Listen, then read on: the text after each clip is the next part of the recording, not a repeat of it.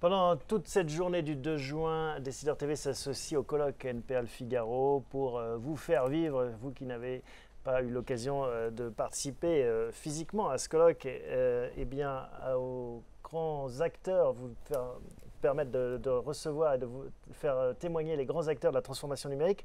On va s'intéresser à un secteur monopolistique, en l'occurrence le jeu, avec Stéphane Pallez. Bonjour. Bonjour. Vous êtes depuis 6 mois à la tête de la Française des Jeux et c'est vrai qu'on a tendance, peut-être naïvement, à se dire que un monopole n'a pas forcément autant de pression numérique que des acteurs dans un secteur plus concurrentiel. Alors d'abord une toute petite précision qui est que nous ne sommes pas totalement un secteur monopolistique puisque depuis 2010 donc a été ouvert à la concurrence le marché des jeux en ligne et nous sommes aussi présents sur ce marché, même si c'est vrai que l'essentiel de notre chiffre d'affaires est encore réalisé dans le cadre du monopole. Alors le monopole, comme je le dis souvent, finalement le monopole, il ne faut pas que ça vous endorme parce que même un monopole... c'est un faux confort. C'est un faux confort. Même un monopole est soumis à la concurrence parce que les clients, évidemment, ils sont libres. Donc, ils sont parfaitement libres, finalement, de ne plus jouer dans le cadre de l'activité de la Française des Jeux, mais d'aller jouer ailleurs. Et avec Internet, c'est d'autant plus facile. Et notamment, évidemment, dans le monde numérique. Et effectivement, les clients, et notamment, enfin nos clients, et notamment les jeunes adultes, jouent à d'autres jeux que ceux de la Française des Jeux. Le numérique, c'est vraiment quelque chose de très important hein, quand on discute avec vous. C'est vraiment au cœur de l'action que vous voulez mettre en place et que vous avez commencé à mettre en place au cœur de la Française des Jeux. Alors c'est effectivement complètement au cœur de la vision stratégique que j'ai commencé à développer et même à mettre en œuvre avec mes équipes depuis 6 mois parce que pendant la stratégie, évidemment, l'action doit continuer et l'innovation doit continuer.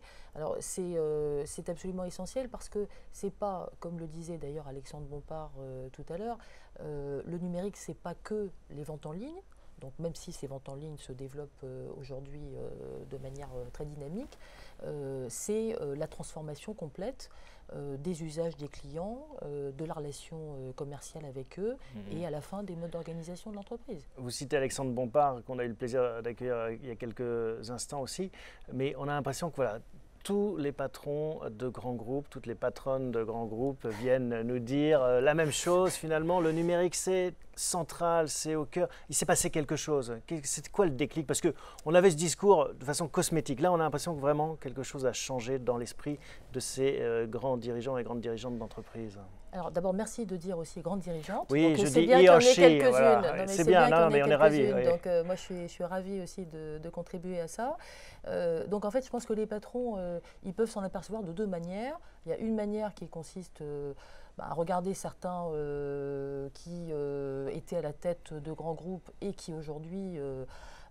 disons, sont déstabilisés par l'arrivée d'acteurs que personne n'avait vus. Bon, là, on connaît bien les exemples de ces nouveaux acteurs qui arrivent, et c'est ce qu'on appelle la concurrence latérale. C'est-à-dire qu'ils créent des modèles économiques complètement différents, dont on ne pensait pas que c'était des modèles concurrents, et qui vous remettent en cause.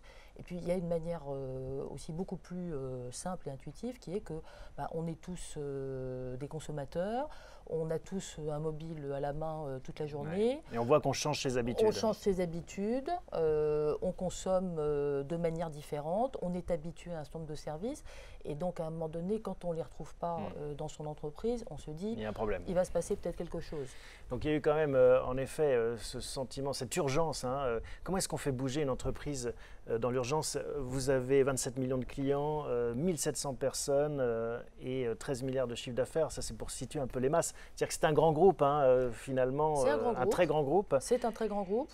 Comment est-ce qu'on fait bouger un très grand groupe? Alors c'est un grand groupe qui a l'habitude de bouger, donc ça c'est quand même un premier atout, c'est-à-dire qu'il n'a peut-être pas été dans le numérique parce que dans le monde de la loterie en fait cette transformation n'est pas encore arrivée de manière massive, mais c'est un grand groupe qui a l'habitude de bouger, qui a l'habitude d'innover.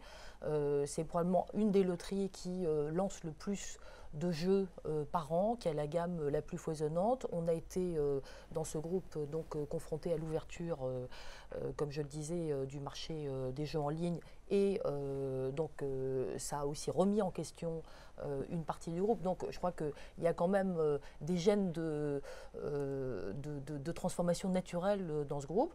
Ensuite, la manière dont on fait le bouger, je pense que ça consiste à partager le diagnostic. Moi, je ne crois pas au leader qui arrive et qui dit vous savez quoi, on va tout transformer parce que j'y ai pensé toute seule dans mon coin. Donc un travail d'équipe. Donc moi, je crois au partage du diagnostic en équipe.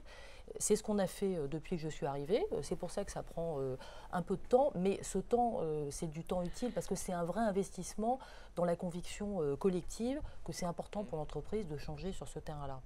Votre stratégie, vous avez déjà une idée claire de ce que vous voulez mettre en place Alors, j'ai déjà une idée claire et par ailleurs, on en parle beaucoup, non seulement donc, avec mes collaborateurs, mais avec notre conseil d'administration, au sein duquel il y a un comité stratégique qui a été formé. Et donc, on est dans un processus permanent, en réalité, de discussion. Alors, les grandes étapes, si vous pouvez nous donner Alors, quelques clés. Les grandes étapes, c'est que le 1er juillet, donc, nous avons un conseil d'administration qui va donc... j'espère, mais je suis très confiante, adopter la vision à 5 ans de l'entreprise, qui en fait d'ailleurs est une vision beaucoup plus qu'à 5 ans, parce que le paradoxe du monde d'aujourd'hui, c'est qu'il faut aller très vite pour voir très loin. C'est une tension permanente entre le court terme et le long terme.